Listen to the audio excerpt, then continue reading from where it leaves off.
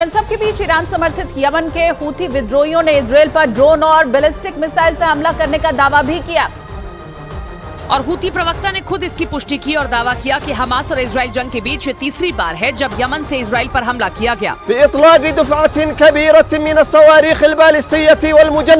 Houthi विद्रोही Israel के खिलाफ जंग में हमास का साथ दे रहे हैं। हूथी प्रवक्ता ने चेतावनी दी कि इजराइल पर उनके हमले तब तक जारी रहेंगे जब तक वो गाजा पर हमले नहीं रोकता, जिससे निपटने में इजराइल की सेना को नाको चने चबाने पड़ सकते हैं। असल में अल कासम ब्रिगेड फिलिस्तीन के चरमपंथी संगठन हमास की मिलिट्री विंग है, जिसका काम इजराइल की ताकतवर और आधुनिक सेना से जंग लड़ना है।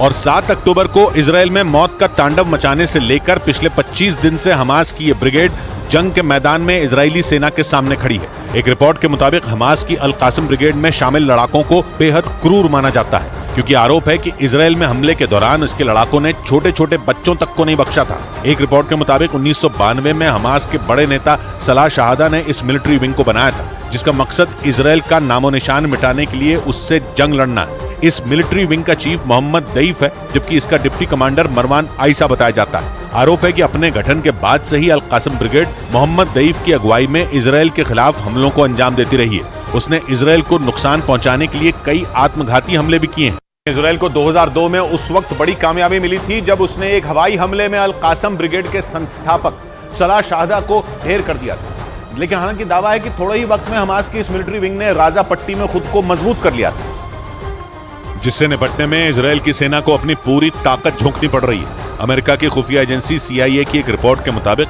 हमास की इस मिलिट्री विंग में 20,000 से 25,000 लड़ाके हैं। इसके अलावा इस ब्रिगेड के पास आधुनिक हथियारों के साथ रॉकेटों की बड़ी खेप होने का भी दावा किया जाता है। हालांकि हमास की इस ब्रिगेड की ताकत का सही अंदाजा किसी को नहीं है, क्योंकि दावा यह भी किया जा रहा है कि ईरान से मिले हथियारों से अल कासम ब्रिगेड की ताकत बहुत बढ़ गई है। क्योंकि अमेरिकी विदेश मंत्रालय की एक रिपोर्ट के मुताबिक 2021 में इजराइल के साथ टकराव में हमास की इस मिलिट्री विंग ने 4,400 से ज्यादा रॉकेट दागे थे। लेकिन इस बार अल कासम ब्रिगेड के पास rocket launcher, anti tank missile और घातक ड्रोन भी मौजूद है। हमास की ये ब्रिगेड सीधी लड़ाई के बजाय गाजा पट्टी की सुरंगों के नेटवर्क का इस्तेमाल ज्यादा करती है। इजराइल के मीडिया के मुताबिक इसके पीछे अल कासम ब्रिगेड के चीफ मोहम्मद दईफ का दिमाग है, क्योंकि माना जाता है कि हमास की इस मिलिट्री विंग के लड़ाकों को गाजा पट्टी में बनी सुरंगों की पूरी जानकारी है। गाजा पट्टी के नीचे बनी किसी सुरंग में कौन से हथियार रखे गए हैं और कौन सी सुरंग कहां निकलती है, इसका पूरा लेखा जोखा अल कासम ब्रिगेड के लड़ाकों के पास मौजूद है। दावा किया जा रहा है कि गाजा पट्टी के नीचे हमास ने इन सुरंगों को जंग लड़ने के मकसद से ही बनाया था,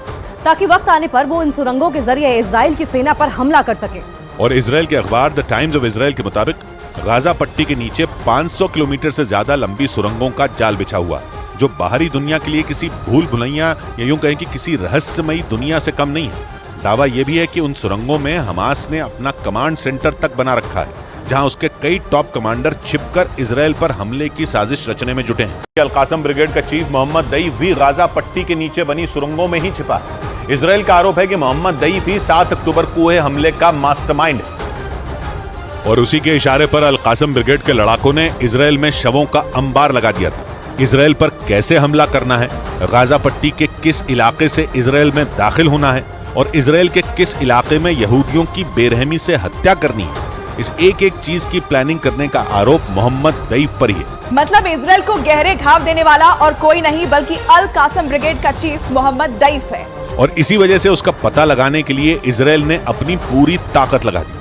इजराइल की खुफिया एजेंसी मोसाद के एजेंट गाजा पट्टी और वेस्ट बैंक के अलावा दुनिया के अलग अलग देशों में भी दईफ का सुराग खंगालने में जुटे हैं। लेकिन इजराइल के मीडिया का दावा है कि जंग के 25 दिन गुजर जाने के बाद भी इजराइल के पास अल कासम ब्रिगेड के चीफ मोहम्मद दईफ का एक भी सुराग मौजूद नहीं है।